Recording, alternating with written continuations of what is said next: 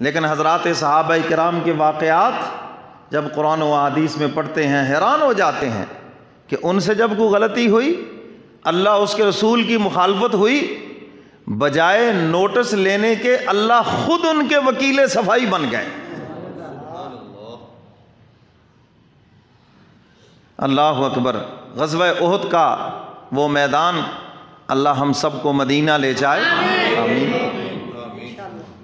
حضور علیہ الصلاۃ والسلام نے 50 صحابہ کو درے کے اوپر کھڑا کر دیا، فرمایا کہ تم نے یہ جگہ نہیں چھوڑنی تاکہ ہماری بیک محفوظ رہے، یہ جگہ نہیں چھوڑنی، ہمیں فتح ہو یا شکست، ہمارے جسم کے ٹکڑے ہو جائیں یا ہم فتح کر لیں، مگر تم نے یہ جگہ نہیں چھوڑنی پیچھے سے، حضور کا حکم ہے۔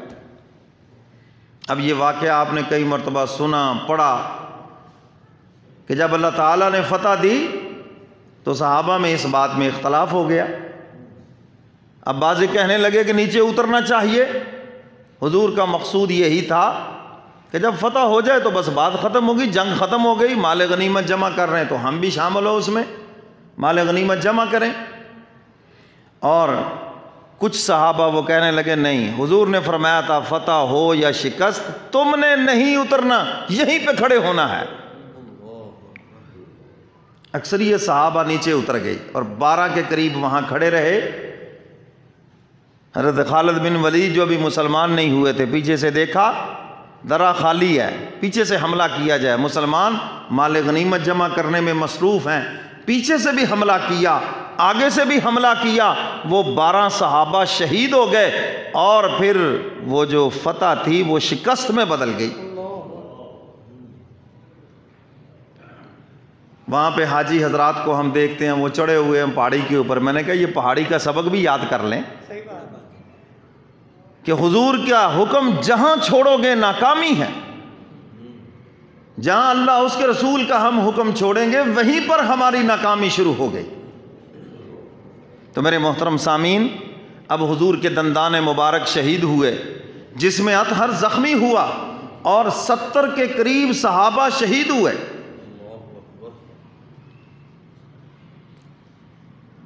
اب جو صحابہ نیچے اترے، حضور علیہ الصلاۃ والسلام کی زہرہ ان سے ناراضگی بنتی تو ہے نا، اور اگر جنگی قوانین کے حساب سے دیکھا جائے تو آپ خود ہی اندازہ لگا لیں کیا سزا بنتی ہے جن کی وجہ سے فتح شکست میں بدل جائے۔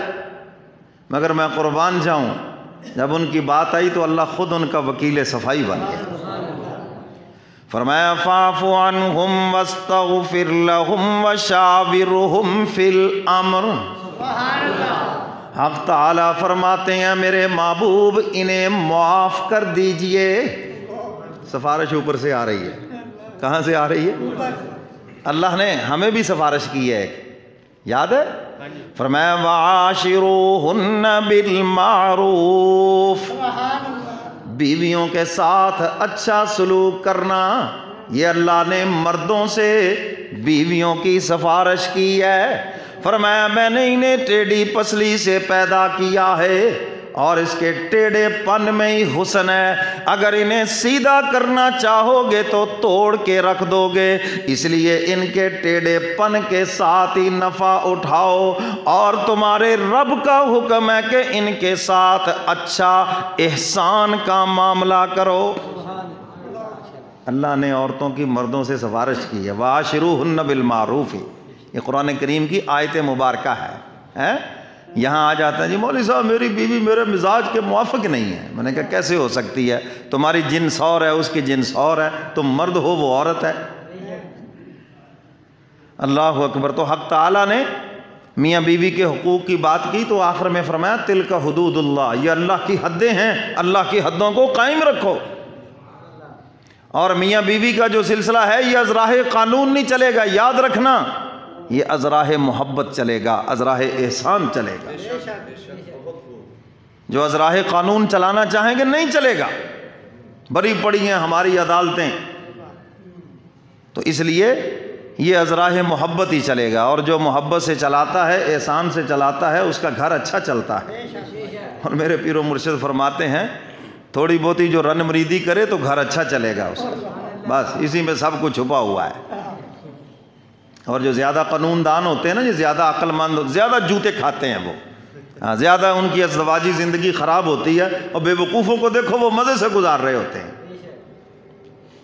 تو خیر، حق تعالیٰ نے حضرات صحابہ کرام کی سفارش کی ہے، فاعف عنہم، معاف کر دیجئے انہیں، اور آگے فرمایا واستغفر لہم، ان کے لیے استغفار بھی کیجئے، اور آگے فرمایا وشاورہم فی الامر، اپنے معاملات میں ان سے مشاورت بھی کیجئے۔ میرے محبوب، نہ انہوں نے دھوکہ دیا ہے، نہ انہوں نے کوئی بزدلی دکھائی ہے، یہ محبت کے اندر اور ایمان کے اندر مکمل ہیں، تمہارا رب اس کی گواہی دیتا ہے۔ رہا مسئلہ تکلیف کا، یہ ہماری مشیت ہے، بس یہ میری مرضی ہے۔ حضرت سلیمان علیہ السلام کا دربار لگا ہوا، ہدہد آ گیا، ہاں جی تمہارے اندر کیا صلاحیت ہے؟ جی میں زمین پہ چونچ مارتا ہوں نا تو مجھے پتہ چل جاتا ہے پانی کتنی گہرائی میں ہے، 100 فٹ پہ ہے، 200 فٹ پہ ہے، 400 فٹ پہ ہے، مجھے پتہ چل جاتا ہے۔ تم تو بڑے کام کے آدمی ہو، ہم نے تو جنگلوں میں سفر کرنا ہوتا ہے تو ہمیں پانی کی ضرورت پڑتی، فرمایا اس کو اپنے خصوصی دستے میں شامل کرو۔ کالے منہ والے کو بڑی تکلیف ہو گئی، ان کالوں کو شروع سے تکلیف ہے۔ کوا آ گیا چیختا ہوا، لو جی چونچ میری بڑی موٹی چونچ ہے میری، یہ مقام تو مجھے ملنا چاہیے، یہ قرب تو مجھے ملنا چاہیے تھا، اس کو کیوں مل گیا؟ اور آ کے کہنے لگا حضرت سلیمان علیہ السلام کے دربار میں، یہ کہتا ہے جی چونچ مارتا ہوں پانی کا پتہ چل جاتا ہے، میں نے تو کئی مرتبہ دیکھا یہ جال میں پھنسا ہوا ہوتا ہے، پھڑپڑا رہا ہوتا ہے، جال میں پھنس جاتا ہے، تو اس کو جال کیوں نہیں نظر آتا؟ حضرت سلیمان علیہ السلام کا دربار لگا، طلبی ہو گئی، بلا لیا، اور کوے سے کہا تم بھی آ جاؤ، اور وہ اپنی پوری برادری سمیت آ گیا، کائیں کائیں کرتا ہوا آ گیا۔ ہاں بھئی بیان کرو کیا بات ہے تمہاری؟ بدبخت نے وہ پوری کہانی سنا دی بیٹھ کر، دیکھو جی جناب میری چونچ بڑی ہے، فلاں ہے، اور یہ کہتا ہے کہ میں تو پانی دیکھ لیتا ہوں، یہ تو جال میں پھنسا ہوا ہوتا ہے۔ ہائے ہائے، وہ ہدہد کہنے لگا حضور یہ میری صلاحیتوں کا منکر نہیں ہے، یہ اللہ کی تقدیر کا منکر ہے۔ فرمایا کہ یہ پانی کا دیکھ لینا یہ میری صلاحیت ہے، اور جال میں پھنس جانا یہ تقدیر ہے، یہ مولا کا حکم ہے۔ ہواؤں کی اڑان میں جال کو نیچے نہیں دیکھ سکتا، کیونکہ میرے شعور پہ پردہ پڑ جاتا ہے، کیونکہ اللہ کی مشیت ہے، اس کا حکم ہے، اور جو اس کا حکم ہے وہ ہو کے رہے گا۔ اور چونچ مار کر پانی دیکھنا یہ میری صلاحیت ہے، اور یہ میری صلاحیتوں کا منکر نہیں ہے، اللہ کی تقدیر کا منکر ہے۔ سلیمان علیہ السلام اخرج، چل نکل جائے یہاں سے۔ تو میرے محترم سامعین، یہ اللہ کی تقدیر ہے۔ ڈرائیور ہر روز گاڑی چلاتا ہے، لاہور جاتا ہے، اسلام آباد جاتا ہے، کراچی جاتا ہے، جس دن اس کا ایکسیڈنٹ ہوتا ہے کیا وہ اندھا ہو جاتا ہے؟ شعور پہ پردہ پڑ جاتا ہے، ہاں اس کی موت کا ٹائم آ گیا، اس کے نقصان کا ٹائم آ گیا، جتنا مرضی بڑا شعور والا ہو۔ ہر روز دریا میں تیرنے والا ایک دن ڈوب گیا، کیوں ڈوب گیا؟ آج کیا وہ تیرنا بھول گیا ہے؟ نہیں، آج اللہ کا حکم آ گیا ہے، آج اس کا حکم آ گیا ہے، بس۔ تو اس لیے حق تعالیٰ فرماتے ہیں میرے محبوب انہوں نے میدان نہیں چھوڑا، یہ بزدل نہیں ہے، یہ آپ سے انہوں نے غداری نہیں کی، تمہارا رب کہتا ہے یہ مخلص ہیں، پکے ہیں، آپ ان کو معاف کر دیجئے، اور ان کے لیے استغفار بھی کیجئے، اور ان کو اپنا مشیر بھی بنائیے، ان سے مشورہ بھی لیں، ان کے مشورے کے اندر بھی اللہ نے خیر رکھی ہوئی ہے۔